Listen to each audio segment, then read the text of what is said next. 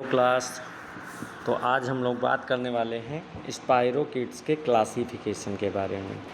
ठीक है, क्या इसका आर्डर रहता है, क्या इसका जेनेरा रहता है, कौन कौन सी स्पीसीज रहती हैं, इसके बारे में बात करेंगे। ठीक है, तो सबसे पहले आर्डर किसका क्या रहता है, स्पाइरोकीटेल्स। तो जो स्पाइरोकीट्स होते हैं ये सारे ये अगर इनका क्लासिफिकेशन करेंगे तो किसके अंदर इनको रखा जाता है, आर्डर स्पाइरोकीटेल्स के अंदर रखते हैं। ठीक है, तो इसका मेनली स्पाइरोकीटेल्स का मेनली कुछ इसके कैरेक्टरिस्टिक्स की बात करें तो जैसे ये कैसे रहेंगे, स्पाइरल या फिर हेलिकल शेप के रहते हैं। ठीक है, और एक ऐसे बैक्टीरिया हैं, ग्राम नेगेटिव बैक्टीरिया हैं, फ्लैक्सिबल इनकी बॉडी रहती है और ये एंडोफ्लैजला इनमें प्रेजेंट रहता है जिसको हम एक्सियल फिलामेंट भी कहते हैं। ठीक है, तो ये मेन कैरेक्टरिस्टिक्स रहते हैं। अब इनकी जो फैमिली की बात की जाए तो इनको दो फैमिली इनकी रहती है जिनमें इसको डिवाइड किया गया है। मतलब स्पाइरोकीटेल्स के अंदर दो फैमिली आती हैं। कौन कौन सी? एक स्पाइरोकीटेसी हो गया, दूसरी लेप्टोस्पाइरेसी हो गया। तो दो फैमिली में इसको डिवाइड किया गया। स्पाइरोकीटेसी में क्या होता है, जो ऑर्गेनिज्म होंगे उनको ऑक्सीजन की रिक्वायरमेंट होगी।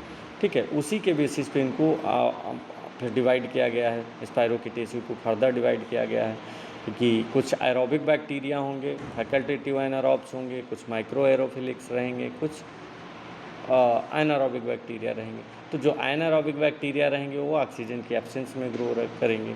फैकल्टेटिव क्या करते हैं, वो दोनों कंडीशन में ग्रो कर जाते हैं, चाहे ऑक्सीजन हो चाहे ऑक्सीजन ना हो। ठीक है, दोनों कंडीशन में वो सर्वाइव करेंगे, ऑक्सीजन की प्रेजेंस में भी, ऑक्सीजन की एब्सेंस में भी ग्रो करेंगे। तीसरे रहते हैं माइक्रो एरोफिलिक। माइक्रो एरोफिलिक मतलब जो क्या करें, ऑक्सीजन कम ऑक्सीजन कंसंट्रेशन में ग्रो करें। ठीक है, उनको क्या कहते हैं, माइक्रो एरोफिलिक ऑर्गेनिज्म कहते हैं। तो मैंने बताया जो स्पाइरोकीटेसी था, स्पाइरोकीटेसी के अंदर भी फर्दर जो क्लासीफाई किया गया है उसको ऑक्सीजन की रिक्वायरमेंट पे डिवाइड किया गया है। तो तीन तरह के रहते हैं, anaerobic, facultative anaerobes and micro aerophilic. ठीक है, इसके अलावा इसमें बहुत सारे कैरेक्टरिस्टिक्स रहते हैं जिनके बारे में हम पढ़ेंगे। हुक नहीं प्रेजेंट रहता है। ठीक है, और जो इसके मेंबर रहेंगे वो लॉन्ग रहेंगे, थिन स्पाइरल शेप्ड के रहेंगे। ठीक है, और एंड्स इनके हमेशा हुक्ड रहते हैं, वो थोड़ा हुक्ड नहीं रहते हैं। ठीक है, हुक्ड किस में रहेंगे, स्पाइरोकीटेसी के अलावा जो दूसरा रहेगा। ठीक, इनकी बॉडी कैसी रहेगी, फ्लैक्सिबल होगी और ये कॉर्क स्क्रू लाइक मूवमेंट करते हैं।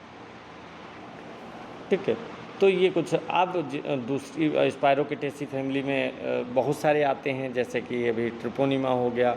ठीक है, ट्रिपोनिमा में क्या रहता है, जैसे जेनेरा ट्रिपोनिमा में ट्रिपोनिमा पैलिडम हो गया।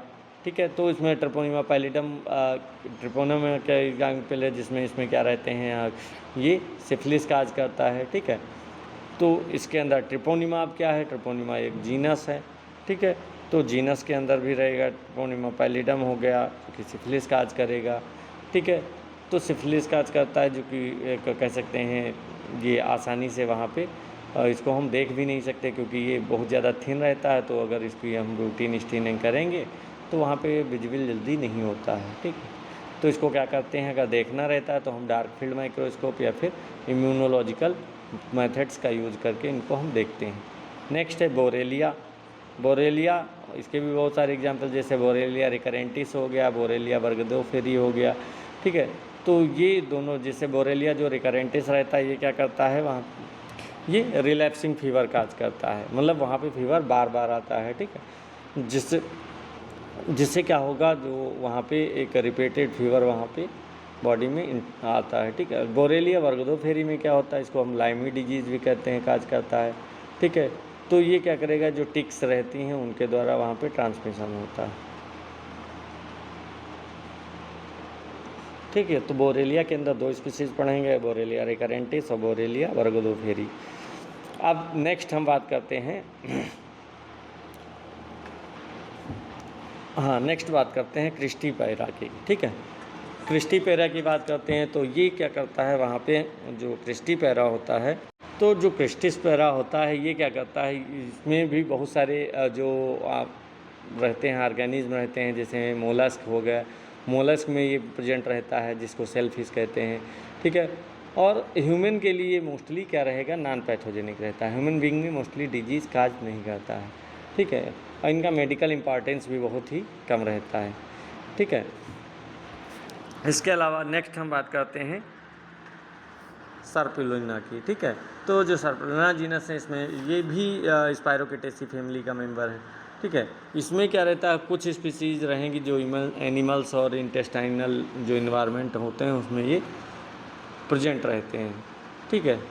तो कुछ इसकी स्पीसीज रहेंगी जो डिजीज़ काजिंग हो सकती हैं, कुछ रहती हैं जो डिजीज़ काज नहीं करती हैं, ठीक है। नेक्स्ट है स्पायरोकीटा। स्पायरोकीटा में क्या होता है, saprophytes in water and sewage. तो जो स्पायरोकीटा जीनस होता है इसमें जो ऑर्गेनिज्म रहेंगे मोस्टली कैसे रहेंगे, फ्री लिविंग सैप्रोफाइट्स रहते हैं, ठीक है, फ्री लिविंग सैप्रोफाइट्स रहेंगे।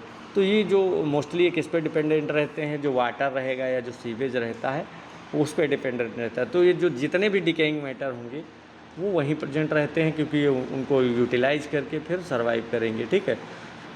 वो किसी होस्ट के ऊपर या माइक्रो ऑर्गेनिक जो ह्यूमन बीइंग होगा उसके ऊपर डिपेंडेंट नहीं होते हैं, ना ही एनिमल्स के ऊपर, ठीक है। अब नेक्स्ट दूसरी फैमिली की बात करते हैं, लेप्टोस्पायरेसी।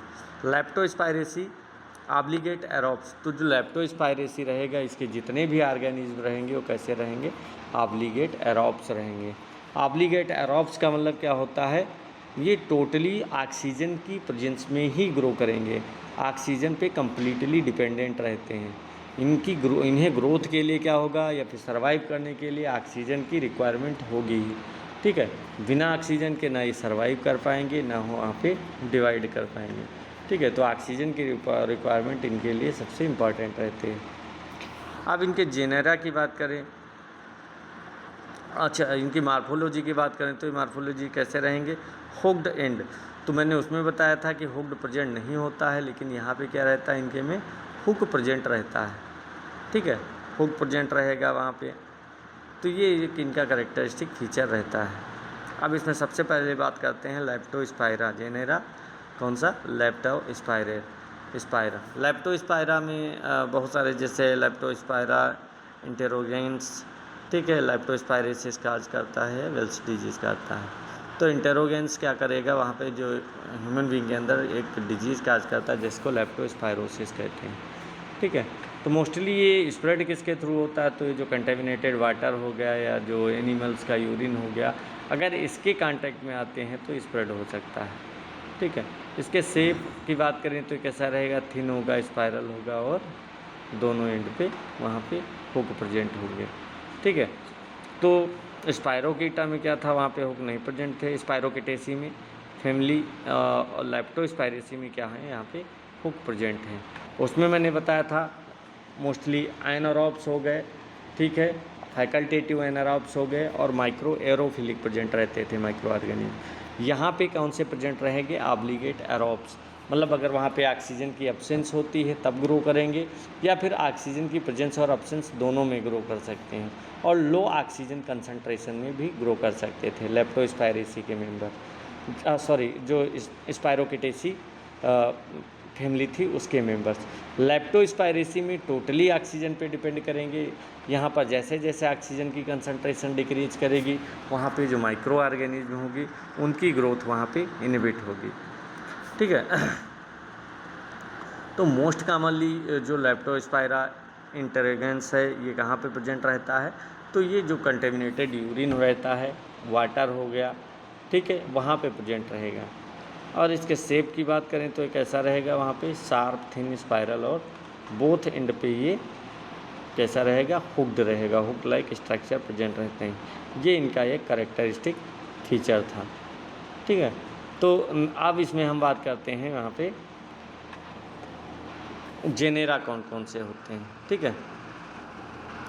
अब इसमें जब जेनेरा की बात करेंगे तो जेनेरा में सबसे पहले लेप्टोस्पायरा में लेप्टोस्पायरा इंटेरोगेंस, लेप्टोस्पायरेसिस या वेल्स डिजीज़ काज करता है। क्योंकि जो लेप्टोस्पायरा है ये एक मेडिकली इम्पॉर्टेंट जीनस रहता है, ठीक है, इस फैमिली का। क्योंकि ये जो लेप्टोस्पाइरा इंटेलिजेंस है ये क्या करता है, ह्यूमन में इन्फेक्शन काज करता है, कह सकते हैं ह्यूमन पैथोजेंस है। ठीक है, कौन सी डिजीज़ काज करता है, तो लेप्टोस्पाइरोसिस काज करता है। तो लेप्टोस्पाइरोसिस का काजेटिव एजेंट लेप्टोस्पाइरा रहता है। ठीक है, तो इसमें होता क्या है, बहुत ज़्यादा सीवियर इन्फेक्शन हो जाता है, जिसको हम क्या कहते हैं, वेल्स डिजीज़ भी कहते हैं। ठीक है, तो ये मोस्टली जो हमारी नॉर्मली जो इन्फेक्टेड एनिमल्स रहेंगे, चाहे वो कैटल हो या फिर डॉग हो या रैट्स हो, ठीक है, उनके यूरिन के थ्रू ये क्या करेंगे, वाटर में आएंगे या फिर सॉइल में हो सकते हैं, उसको कंटेमिनेट करेंगे और फिर वहाँ से कंटेमिनेटेड अगर के कांटेक्ट में अगर ह्यूमन बीइंग आएगा तो उसके अंदर वहाँ पे ये इन्फेक्शन काज कर सकते हैं।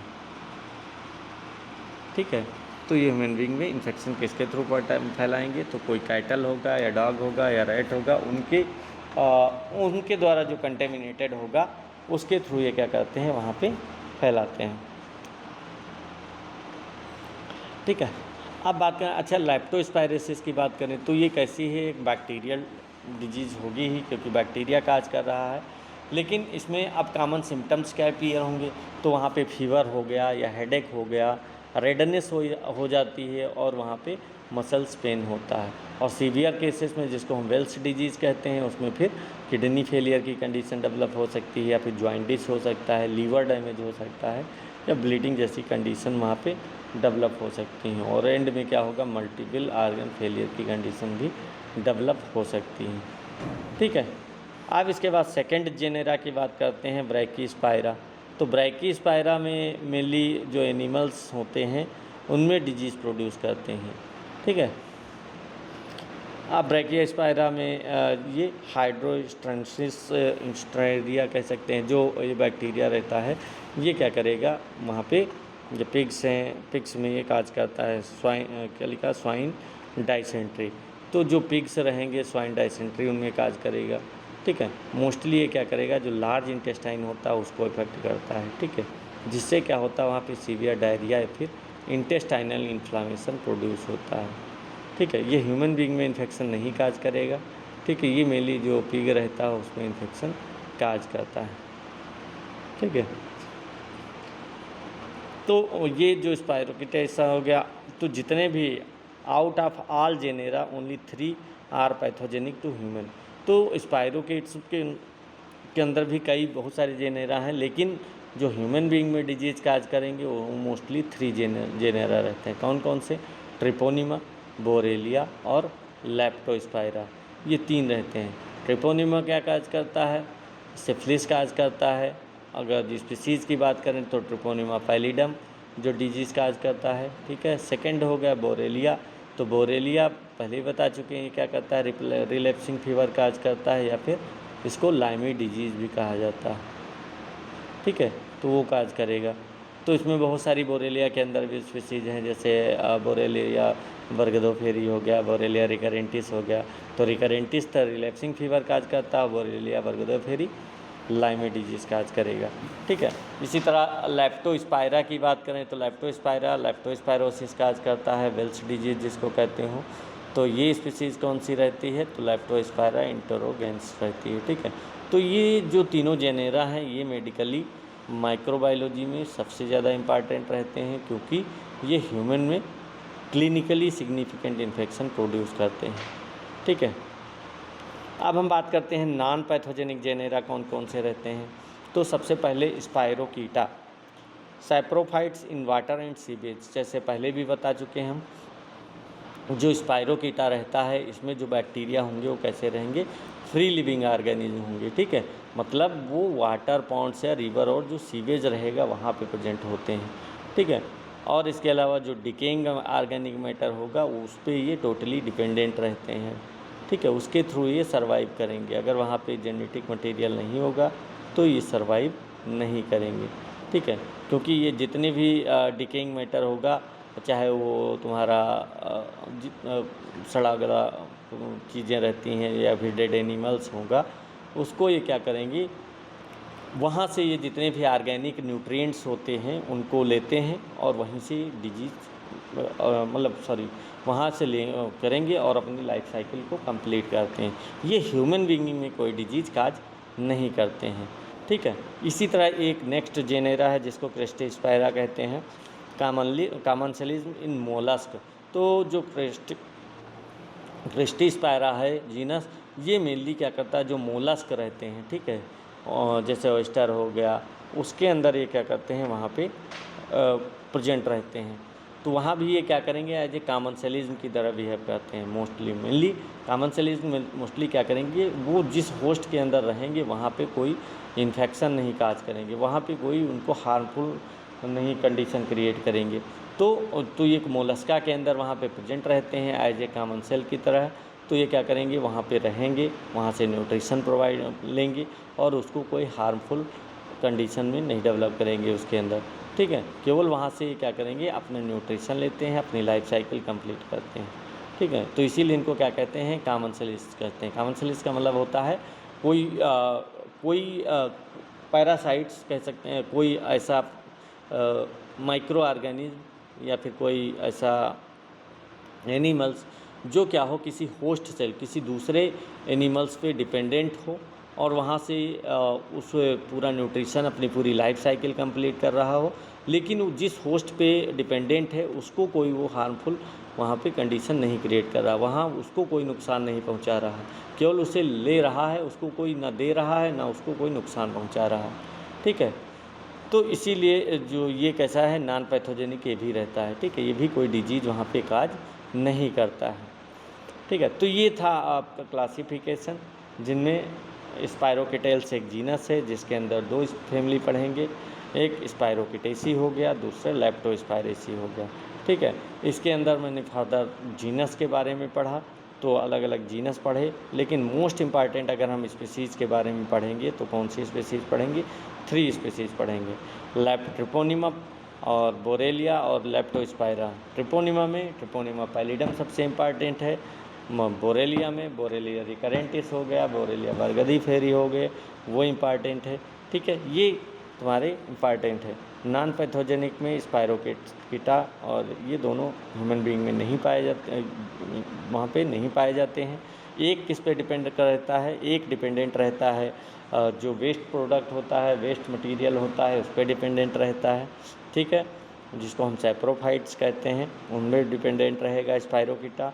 और दूसरा एज ए कॉमन सेलिज्म की तरह बिहेव करता है मोलस्का के अंदर, मतलब जो मोलस्क रहते हैं, स्नेल हो गए, पाइला हो गया, उसके अंदर रहते हैं, वहाँ पे कॉमन सेल की तरह प्रेजेंट रहते हैं, वहाँ भी कोई डिजीज काज नहीं करते हैं, ठीक है। तो उनको किसके अंतर्गत रखा गया है, क्रेस्टिस्पायरा के अंतर्गत रखा गया, ठीक है। तो अब हम बात करने वाले हैं नेक्स्ट इम्पॉर्टेंट टॉपिक के बारे में, इसी का ट्रिपोनिमा पैलिडम के बारे में। जैसे बताया था, ट्रिपोनिमा जीनस के अंदर हम एक स्पीसीज़ के बारे में पढ़ेंगे जो कि मोस्ट इम्पॉर्टेंट स्पीसीज़ है ट्रिपोनिमा पैलिडम, ठीक है। ट्रिपोनिमा पैलिडम ये कैसा रहता है, ये भी थिन रहेगा, स्पाइरल शेप्ड रहेगा, ग्राम नेगेटिव रहेगा, ठीक है, क्योंकि ये स्पायरोकीट बैक्टीरियम है इसलिए, ठीक है। और इस जीनस का सबसे इम्पॉर्टेंट स्पीसीज यही रहती है और ये क्या काज करती है, ह्यूमन बीइंग में सिफिलिस काज करती है, ठीक है। तो पढ़ते हैं इसके बारे में, causative agent of syphilis, most common sexually transmitted disease. तो जो ट्रिपोनिमा पैलिडम है ये काजेटिव ऑर्गेनिज्म किसका है, सिफिलिस काज करता है। और सिफिलिस क्या है, एक सेक्सुअली ट्रांसमिटेड डिजीज है। मोस्टली ये इन्फेक्शन जो किसके थ्रू फैलाएगी, तो सेक्सुअल कांटेक्ट के थ्रू ये यहाँ पे डिजीज़ स्प्रेड करती है, ठीक है। लेकिन ये इसके अलावा भी मदर टू फीटस, जिसको कंजेनाइटल सिफिलिस हम कहते हैं, पहुँच सकती है। ब्लड ट्रांसफ्यूजन के थ्रू भी हो सकता है, लेकिन यहाँ पे रेयर चांसेस रहते हैं। इसके अलावा जो इन्फेक्टेड लीजन्स होते हैं उनके डायरेक्ट कांटेक्ट में भी आने से वहाँ पे ये स्प्रेड हो सकता है, ठीक है। अब हम बात करेंगे इसकी मार्फोलॉजी के बारे में। तो मार्फोलॉजी एक ऐसा रहता है, थिन क्वाइल्ड स्पायरोकीट्स। तो जो ट्रिपोनिमा पैलिडम होगा ये बहुत ही थिन रहता है, जैसे कि पहले भी बता चुके हैं, लॉन्ग रहेगा, स्पाइरल शेप्ड रहेगा, स्पाइरल मतलब क्वाइल्ड शेप का रहेगा, ठीक है। और इनकी जो बॉडी रहती है वो बहुत ही ज़्यादा फ्लेक्सिबल होती है, ठीक है। इनका जो स्पाइरल शेप होगा ये क्या करता है, जो टिश्यूज होता है, टिश्यूज़ के अंदर वहाँ पे आसानी से मूवमेंट करने में हेल्प करता है, मूव करने में हेल्प करेगा, ठीक है। तो ये था इसका मार्फोलॉजी की बात करेंगे। अब इसके साइज़ की बात करेंगे। मार्फोलॉजी में साइज़ कितना रहता है, 0.1 माइक्रोमीटर ब्रीथ रहेगी इसकी और 5 से 15 माइक्रोमीटर इसकी लेंथ रहेगी, ठीक है, क्योंकि जो ट्रिपोनेमा पैलिडम है इसका साइज़ कितना बहुत ही छोटा रहता है, ठीक है, और विड्थ इसकी ज़्यादा, लेंथ इसकी ज़्यादा रहती है, ठीक है। नेक्स्ट बात करते हैं 6 to 10 sharp angular and regular coils at 1 micrometre intervals. जो ट्रिपोनेमा पैलिडम हो गया, इसकी बॉडी लगभग बॉडी में अप्रॉक्स वही 6 से 10 स्पायरल कॉइल्स होंगे, ठीक है। ये कॉइल्स कैसे रहते हैं, शार्प और वहाँ पे रेगुलर डिस्टेंस पे, वहाँ पे एक समान दूरी पे वहाँ पे प्रेजेंट रहते हैं, और हर कॉइल के बीच में क्या रहेगा, 1 माइक्रोमीटर की डिस्टेंस रहती है, ठीक है।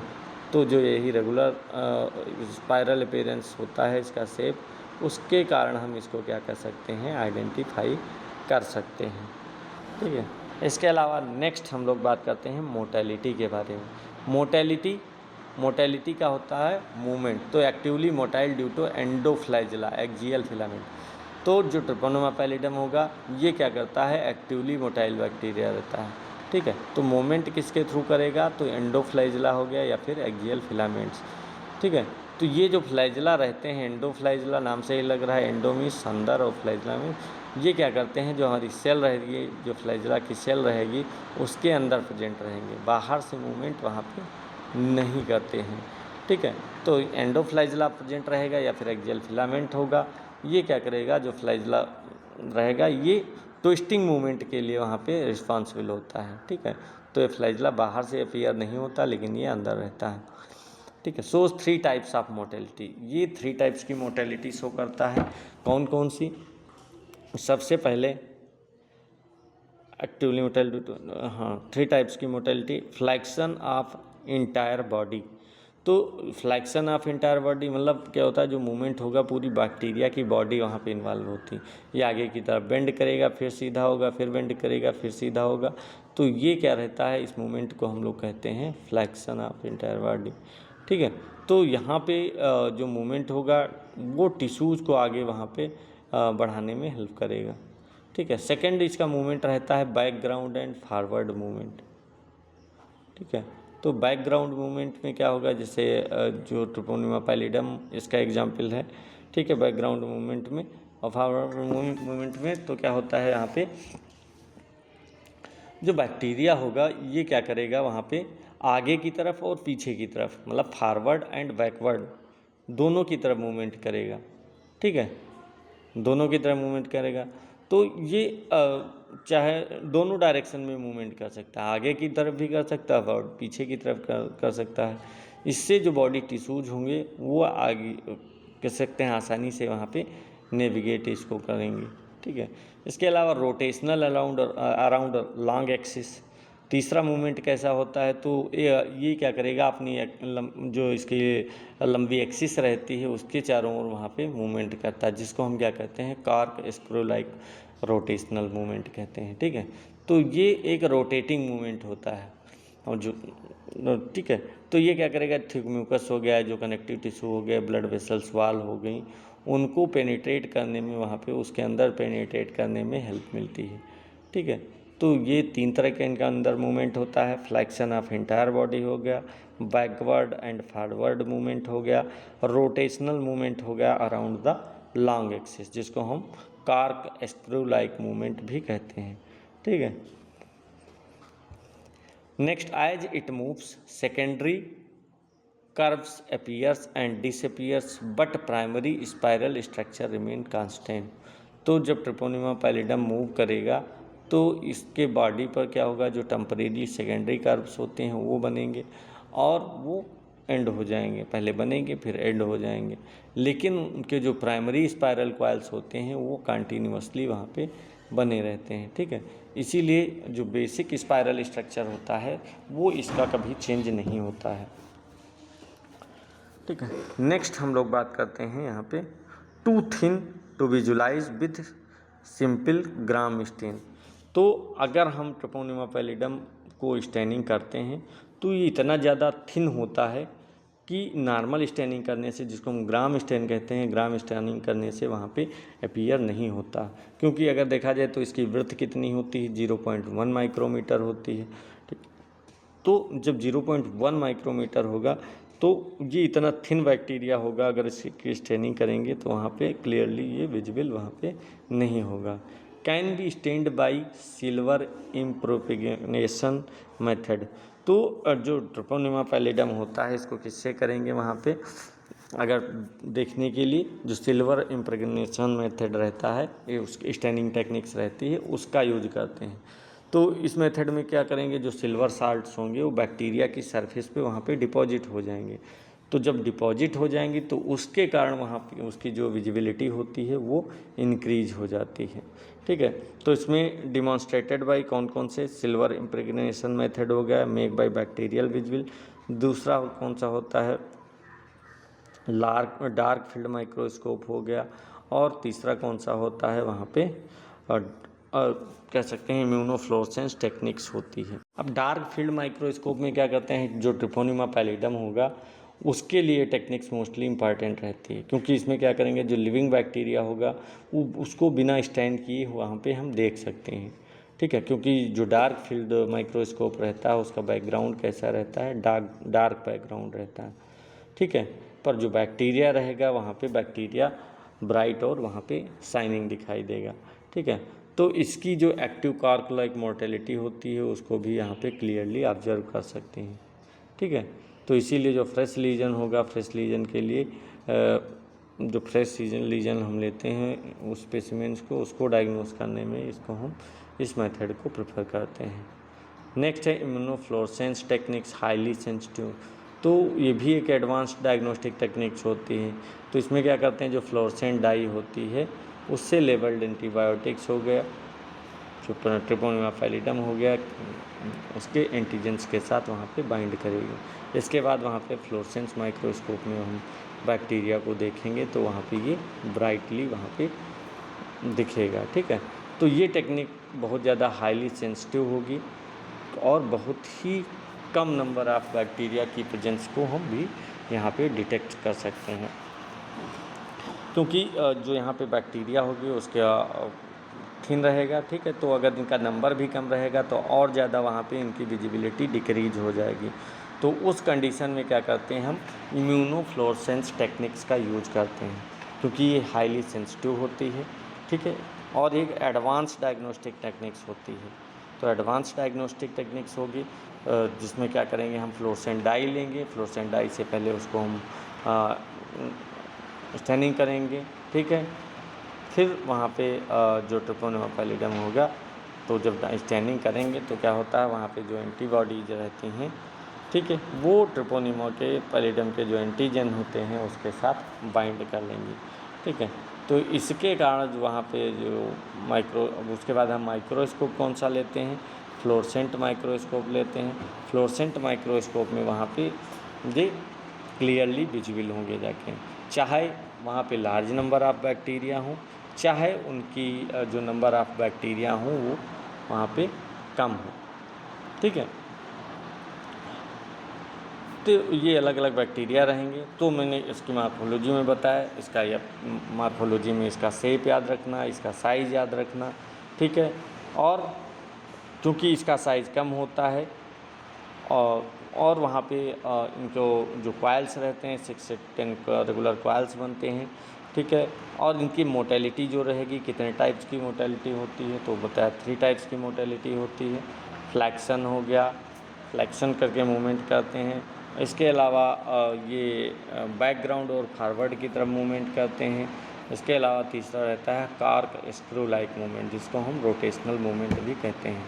उसमें एक पर्टिकुलर एक्सिस के अराउंड वहाँ पे मूवमेंट होता है और वहाँ पे बैक्टीरिया किसी टिश्यूज़ के अंदर वहाँ पे आसानी से पेनिट्रेट कर सकता है। तो जो ये रोटेशनल मूवमेंट या फिर जो कार्क स्क्रू लाइक मूवमेंट होता है, ये बैक्टीरिया की पेनिट्रेशन में, टिश्यूज़ के अंदर पेनिट्रेशन करने में हेल्प करता है। तो मूवमेंट मोटेलिटी हो गई इनकी तरह का। और इनके अंदर बाहर फ्लैजला नहीं प्रेजेंट रहता है, इसके अंदर जो फ्लैजला प्रेजेंट रहेगा वो कैसा प्रेजेंट रहेगा, एंडोफ्लैजला प्रेजेंट रहेगा। ठीक है, एंडोफ्लैजला में सेल के अंदर ही फ्लैजला रहता है। ठीक है, बाहर से फ्लैजिला वहाँ पे अपीयरेंस नहीं होता है, ठीक है। और इनको स्टेनिंग जो नॉर्मल स्टेनिंग होगी उससे आसानी से स्टेन नहीं कर सकते, क्योंकि इनकी जो ये बहुत ज़्यादा ही थिन रहते हैं। थिन होने के कारण अगर हम इनको नॉर्मल स्टेनिंग से स्टेन करेंगे तो वहाँ पे क्लियरली विजिबल वहाँ पे नहीं होंगे, ठीक है। तो इसीलिए इनको क्या करते हैं, सिल्वर इम्प्रेग्नेशन मेथड यूज़ करेंगे, या फिर डार्क फील्ड माइक्रोस्कोप का यूज करके इनको हम देखेंगे, या फिर इम्यून फ्लोरेसेंस टेक्निक्स का यूज करके हम इनको देख सकते हैं, ठीक है। तो आज इतना ही रखते हैं, नेक्स्ट क्लास में पढ़ेंगे एंडोफ्लैजिला होता क्या है और कैसे ये अपीयर होता है। Okay class.